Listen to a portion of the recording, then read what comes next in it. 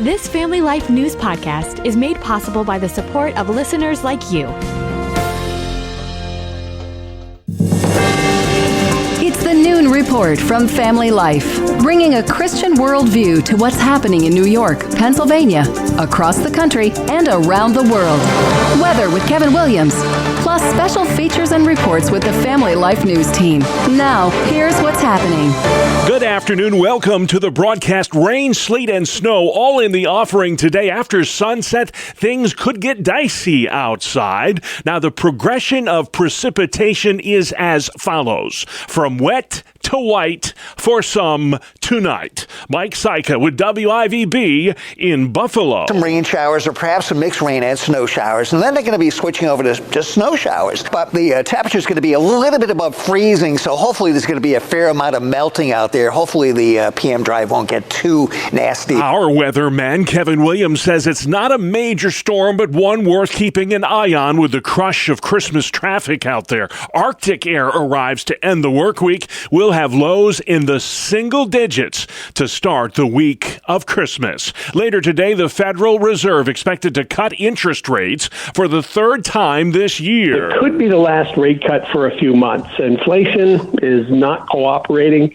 The progress has really stalled out. Greg McBride with Bankrate.com. You can't keep cutting interest rates into an environment where, inflation pressures are still somewhat present, because then you could stoke it again. The expected interest rate cut would put the overnight borrowing rate at between 4.25% and 4.5%. Now to Capitol Hill, where U.S. lawmakers have reached a tentative deal to avert a government shutdown. The deadline is Friday, but many Republicans are not happy about it, arguing this is no Christmas gift to America. Missouri Congressman Eric Burleson. It's a total dumpster fire. I think it's garbage. This is what Washington, D.C. has done. This is why I ran for Congress, to try to stop this.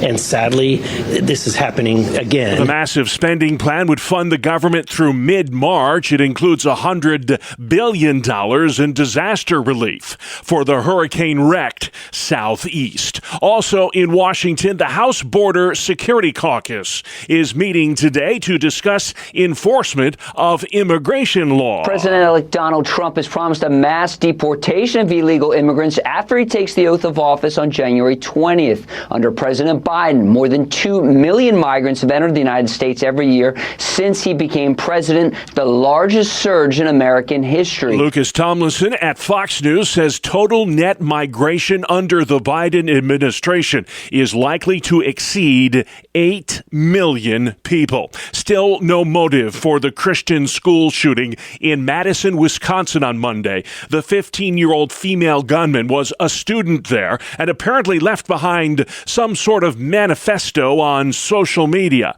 Police Chief Sean Barnes. At this time, it appears that the motive was a combination of factors. We're talking to students to understand whether bullying was one of those multiple factors. 2 were killed, 6 wounded in the shooting. The shooter, Natalie Rupnow, went by the name Samantha. She took her own life. Add terrorism to the list of charges facing 26-year-old Luigi Mangione. Manhattan DA Alvin Bragg took the wraps off an 11-count indictment yesterday. This was a frightening, well-planned, targeted murder that was intended to cause shock, inattention, and intimidation. Mangione's charged in the shooting death earlier this month of the man who headed up America's largest health insurance company.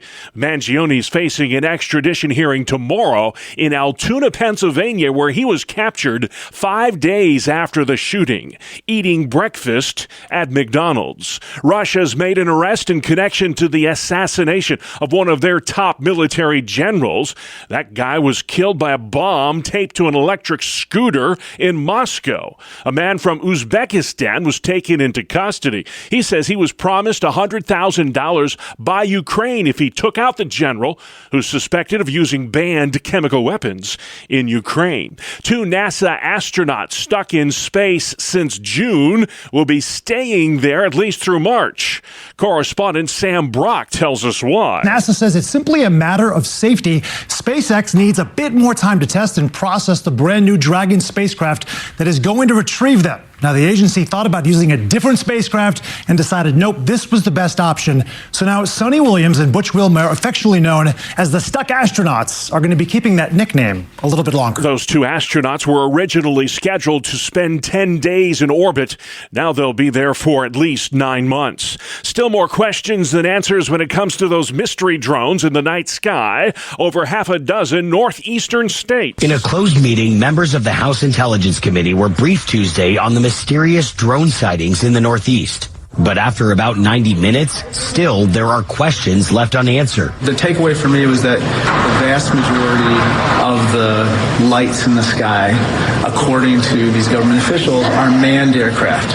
Show us the data. The Pentagon confirmed the drone phenomenon is not part of any defense operations. Correspondent Tom Hansen. There's been a mass shooting in Maryland. 1 is dead, 9 shot near a funeral home in Towson, about 10 miles north of Baltimore. We will leave no stone unturned, and we will dedicate every resource to this. We don't generally see this type of thing in our communities in Baltimore County. This is an isolated incident. Baltimore County Police Chief Robert McCullough calling it a targeted shooting. If you're sending Christmas through the mail, you should know today is the deadline to get those packages to the post office if you want your present to get to where it needs to go by Christmas Day, which, by the way, is 1 week from today. Still to come on the Noon Report, a midweek edition. Hochul hates Electoral College, why Scranton Joe is losing his luster, and sports camp scam in Pennsylvania. Good afternoon. I'm Kevin Williams, tracking rain, sleet, and snow across the area this afternoon. I'll have forecast details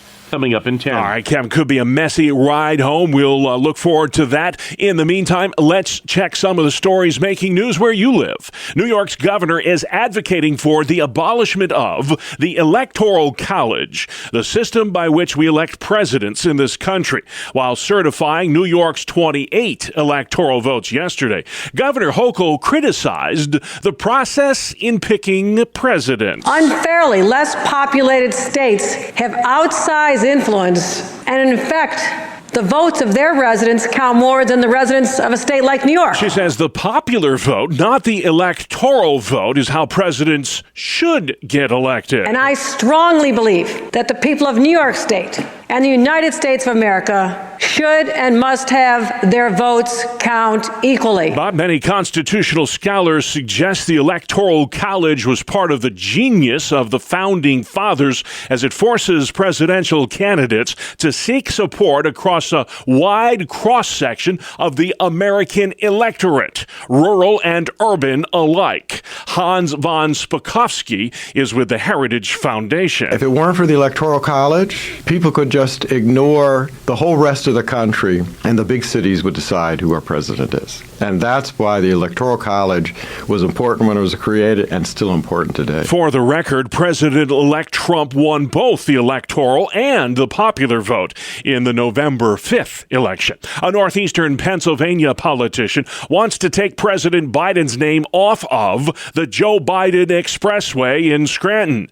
Family Life's Jeremy Miller explains. That's right, Bob. State Rep Brenda Pugh says the president's decision to end the prison sentence for Kids for Cash judge Michael Conahan will forever be a scar on the people of Northeast Pennsylvania. Scranton city leaders named the expressway after Biden back in 2021, but Pugh wants it named after someone else. Biden ended Conahan's sentence earlier this month. He was under house arrest for taking kickbacks to send Scranton area kids to prison almost 2 decades ago. Jeremy Miller, Family Life News. Central New York Congresswoman Claudia Tenney took part yesterday in the first ever meeting of the DOGE caucus, that bipartisan advisory panel tasked with cutting government waste. Tenney says there's a lot of cutting to do in Washington. Let's have some performance-based initiatives here. Right now, federal employees, there's no performance. You can stay there no matter how poorly you're doing. You can't get off the federal payroll, and it takes years where even if you don't come into work, you still get paid. The Department of Government Efficiency, or DOGE, headed up by Elon Musk and Vivek Ramaswamy, hopes to cut $2.5 trillion in government waste over the next 2 years. A disturbing report today reveals dozens of New York State prison guards and their supervisors brutally attacked inmates back in 2016 during a rampage at the Mid-State Correctional Facility in Oneida County. Over 30 guards were implicated. Some of the crimes include sexual violence. Several of the corrections officers were disciplined. The head of that prison resigned. A lawsuit's been filed against Pennsylvania jail officials claiming mistreatment of prisoners. This suit says the guards retaliated against inmates who smoked marijuana by punishing entire cell blocks. The alleged punishment included withholding toilet paper, soap, and clothing, as well as cutting off power and heat. The plaintiffs argue this mistreatment happened at the Dauphin County Prison outside of Harrisburg. A Western New York man has been sentenced in connection with the death of a sheriff's deputy.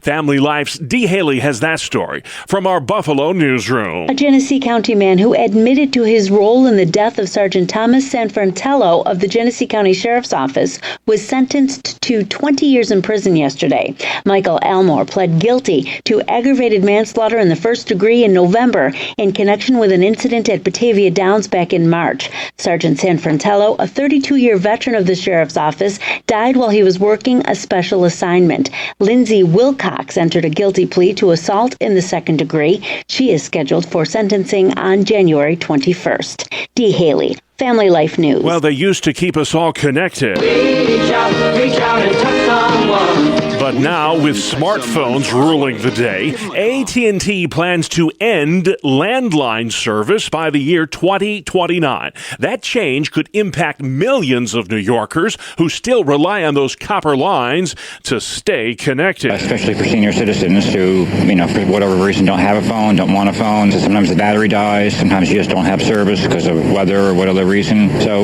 I think they still have value. Binghamton resident Nick Bollinger hopes landlines will stay for the sake of seniors who still depend on them. By the way, more than half of all New York phone users still have a landline. More than half. Nationwide, that figure is closer to 25%. A Pennsylvania man accused of bilking families out of hundreds of dollars for a sports camp that never happened. Family Life's Brian Query. A North Huntington man has been arrested by state police on accusations that he took money from 3 people who registered their children for a lacrosse training camp, but the event never happened. According to court papers, Christopher Langlace has been charged with taking $2,350 from the trio and failing to pay a $1,200 rental fee to Seton Hill University to use a field there. Troopers were notified in October of the allegations. The 3 people who reported their money being stolen said their children previously had private skills lessons with him at the university. Langlace is charged with 4 counts of theft by deception and a single count of receiving stolen property. Brian Query, Family Life News. All right, Brian, thank you very much for that. Sports next. It's the 2-minute drill on the Family Life Noon Report. Good afternoon, I'm Randy Snavely. Bob, we begin with baseball and the New York Yankees. Cody Bellinger will wear the pinstripes next season. The Bronx Bombers swung a trade with the Chicago Cubs, sending relief pitcher Cody Poteet and $5 million to the Yankees. The Cody for Cody swap will help to replace the offensive firepower New York lost when Juan Soto signed elsewhere. In hockey, even a pep talk from owner Terry Pegula could not help Buffalo. The Sabres dropped their 11th straight game, a 6-1 rout to the Canadiens. Dylan Cousins scored the lone goal for Buffalo. The Rangers were shut out by Nashville 2-0. The Islanders also blanked, falling to Carolina 4-0. The Penguins, they fared better, eking out an overtime victory over the Kings 3-2. Ricard Raquel, the hero, scoring 144 into the OT to propel Pittsburgh to the come-from-behind win. Evgeny Malkin and Matt Grzelcyk had the other goals for the Pens. Other winners on the ice, the Lightning, Devils, Blackhawks, Bruins, Senators, and Jets. The Milwaukee Bucks have won the NBA Cup championship with a dominant 97-81 performance over the Thunder. Giannis Antetokounmpo had a triple-double, 26 points, 19 boards, and 10 assists. He led the troops and was named the MVP of the tournament. Hey, get ready for the new look Buffalo Bills. They will debut a new uniform color combination on Sunday, wearing red jerseys, white pants, a white helmet, and red socks. Their game also has been switched as far as the starting time goes against the Patriots.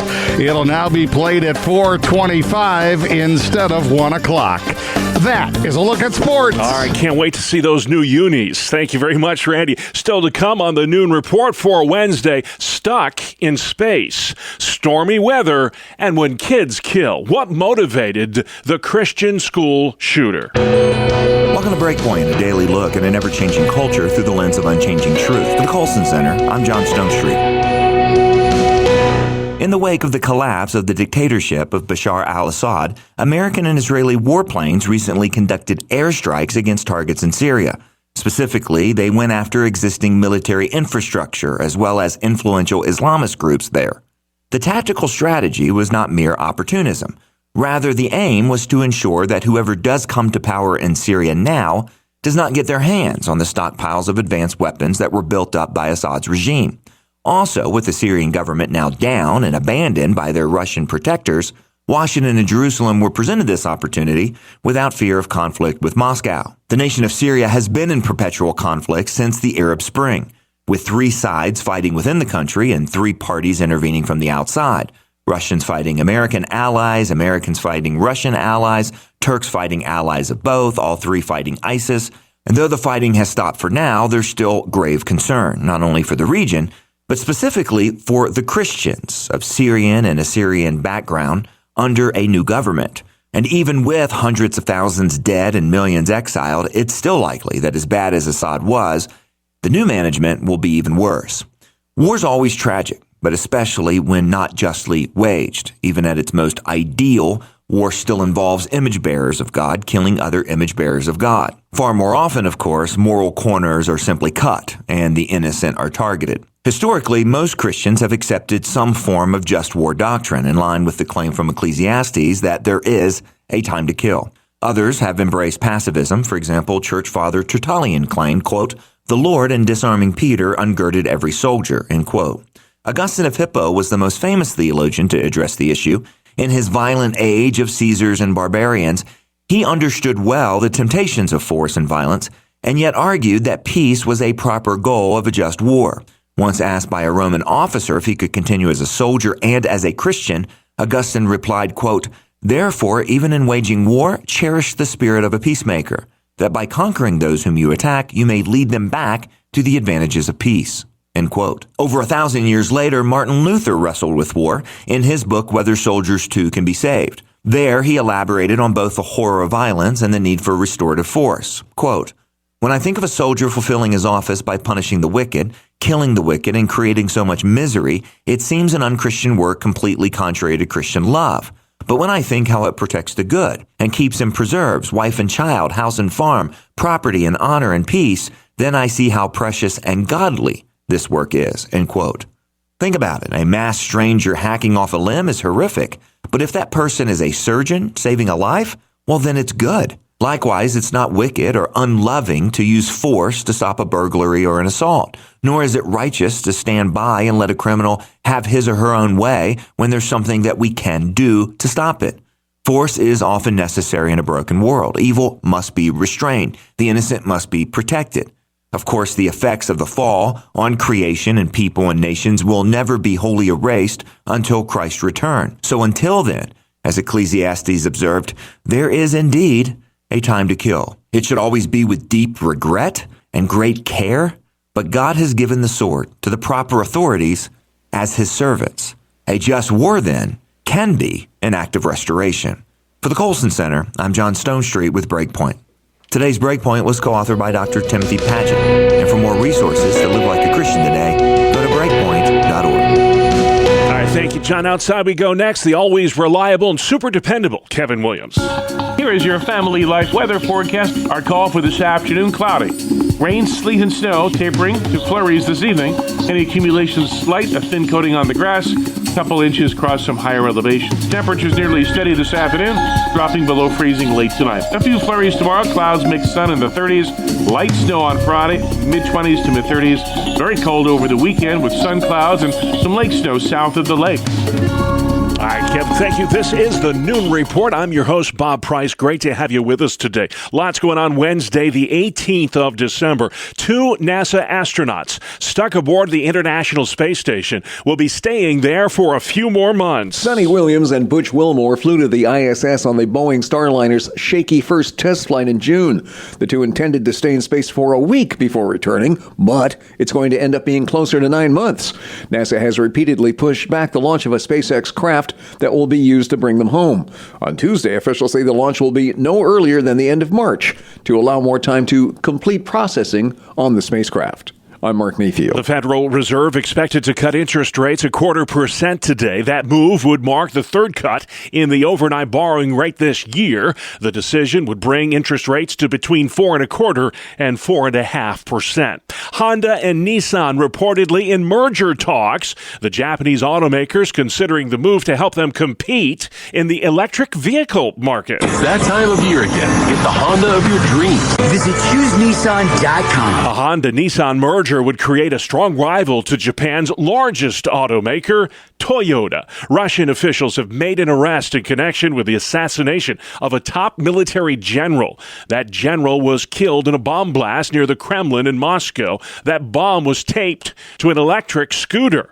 Keir Simmons has the latest from the Russian capital. The explosion on camera thought to be the most senior assassination of a military official on Russian soil since the war. The Russians now say they have a suspect, a citizen of Uzbekistan. That suspect was reportedly offered $100,000 by Ukraine to assassinate the general accused of using banned weapons in the Russia-Ukraine war. The man accused of murdering a healthcare CEO on a Manhattan sidewalk could be extradited to New York as soon as tomorrow. Luigi Mangione has a court appearance scheduled for 9 o'clock Thursday morning in Pennsylvania, and that's where he could agree to be transferred to New York to face upgraded murder charges. Manhattan District Attorney Alvin Bragg says a jury indictment includes a first-degree murder charge with a terrorism enhancement. This was a frightening, well-planned, targeted murder. Mangione faces a max penalty of life without parole if convicted. He was arrested in Altoona, PA last Monday, 5 days after allegedly shooting and killing United Healthcare CEO Brian Thompson. Reporter Scott Pringle, the victims of Monday's mass shooting at a Madison, Wisconsin Christian school,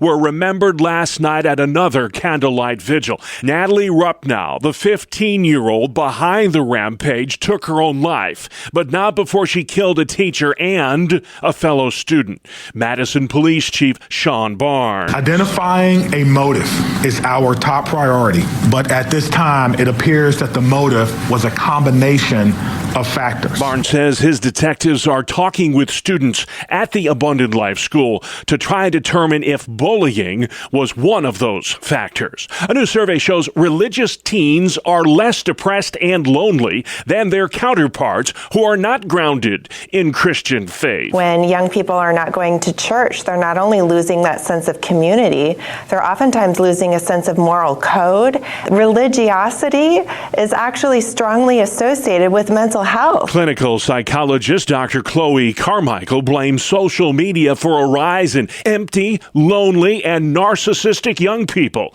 Chicago pastor Corey Brooks. So many young people across America have this lack of family values. They're not living a life full of principles.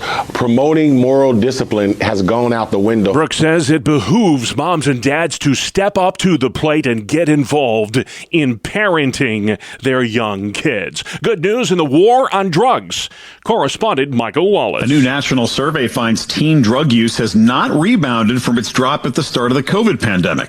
67% of 12th graders say they had not used alcohol, marijuana, cigarettes, or e-cigarettes in the previous month. That's the largest percentage ever seen in the annual survey. The only increase in the survey was in the use of nicotine pouches. Pornography use among Christians has never been more prevalent. A new Barna poll suggests 75% of Christian men and 40% of Christian women occasionally view porn. That's a more than 10% increase since 2016. According to Covenant Eyes, an internet accountability service, just 20% of Christians express a desire to abstain from pornography. We're deep into the holiday season now, and no doubt you've seen the Christmas abbreviation Xmas. But no worries, says Bree Tennis, it is not an insult to the Christian faith. Feathers have been ruffled for years over shortening the word Christmas to Xmas, but historians say it's okay, and it's in no way disrespectful, because X is the Greek letter for CHI, and its use dates back to Constantine the Great, who was the Roman emperor back in the year 306. Historians say the shorthand was used because paper was super expensive. But if you're following etiquette, Vogue says you should always write out the word. I'm Bree Tennis. All right, Bree, thank you very much. Next at noon, Real Answers with licensed Christian counselor Christopher Anderson. He's talking today to Family Life's Mark Webster about beating back the holiday blues.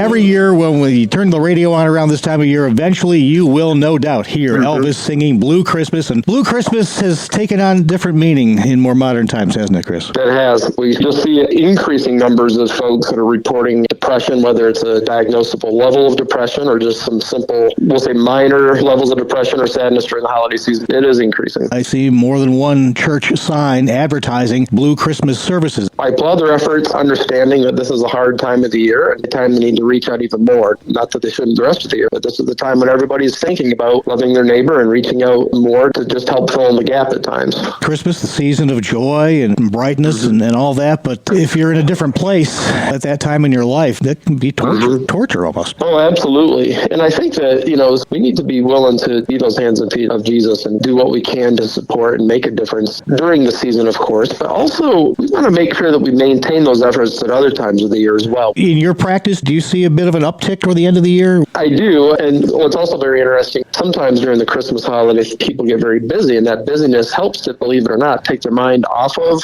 their concerns for a while. So at times, the numbers actually dip around the holidays when people get busy with holiday gatherings, and then afterwards, it goes back up after the lights are taken down and the decorations are put away, but those gray skies remain, especially in this area of the country. So that's when I tend to see an upswing. Loneliness and having lost a loved one certainly has to figure into that. Doesn't necessarily even have to be a recent loss. It doesn't. And for folks, let's say, that are within that 1 to, let's say, 3-year range of losing a loved one, holidays, birthdays, anniversaries are going to be times that are harder to cope, depending on the relationship and depending on the importance that people have placed on the holidays, can determine whether or not the holidays are harder or not quite as hard. We start thinking back to the good times, we start thinking back to the memories, and for sure, people are going to have a harder time during the holidays. You're listening to Real Answers. I'm Mark Webster, here along with licensed mental health counselor Christopher Anderson, talking about Blue Christmas. Let's flesh that out even a little bit more. I mean, most people, I think, just think they're going to just kind of wait it out dealing with those sorts of issues, but that's not really the best approach. It really depends on your own set of circumstances. I lost my father 4 years ago on Christmas morning.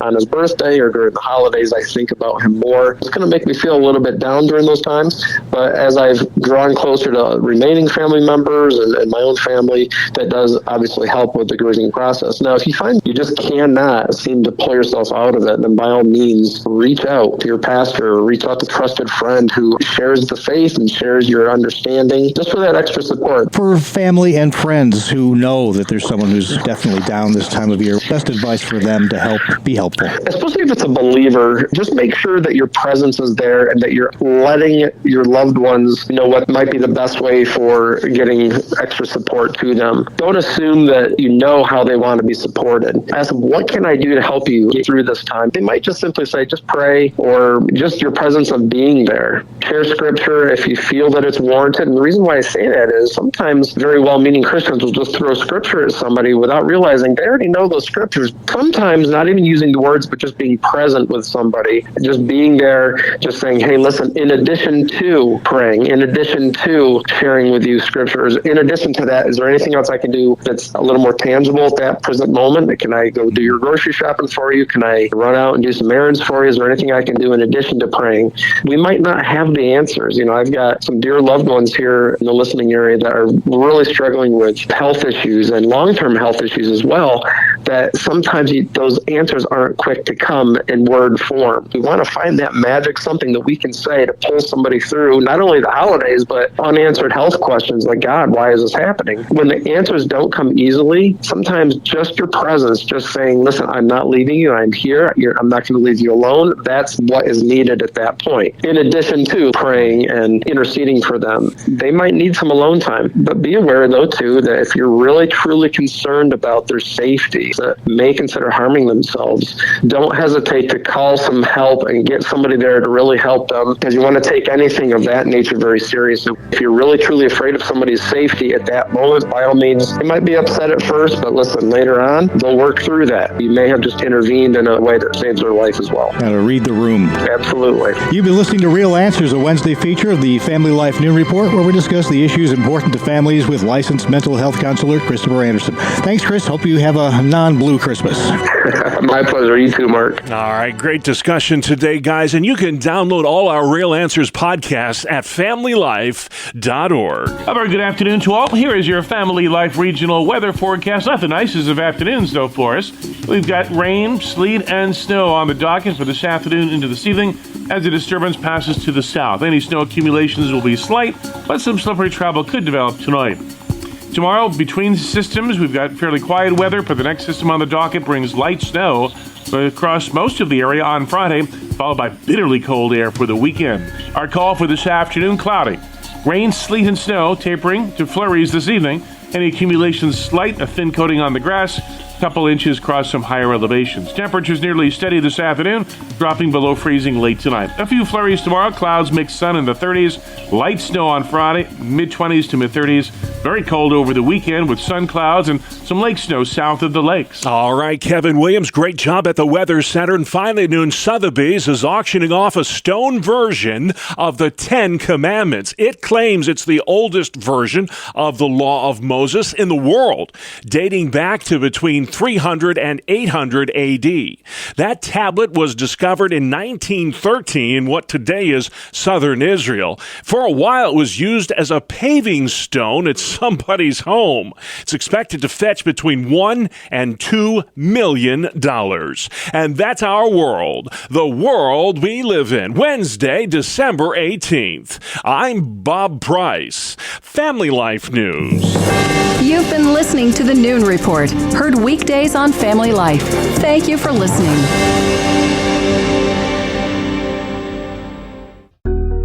Thank you for listening to this Family Life News podcast. If you've been encouraged by what you've heard, please share it with others and click the subscribe button to automatically receive future episodes. Family Life is a listener-supported ministry. Podcasts like this are made possible by your financial partnership. Find out more at familylife.org.